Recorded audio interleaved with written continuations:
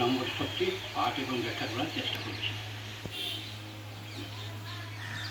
এতজ্জনিনী ভূতানি সর্বানিত্যুপধারয় অহং কীর্ষণস্য জগত প্রলয়স্থতা।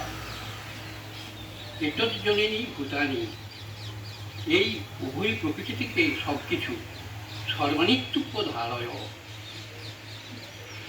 জড় চেতন সব কিছু উৎপন্ন হয়েছে।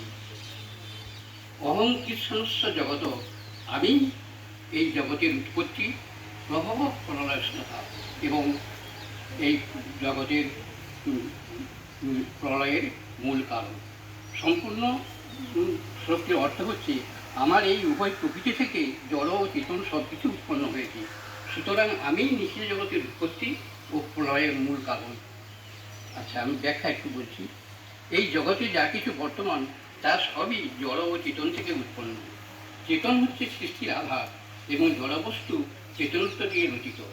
কিন্তু এমন নয় যে জড়ের বিবর্তন প্রক্রিয়ায় চেতনের সৃষ্টি হয়েছে।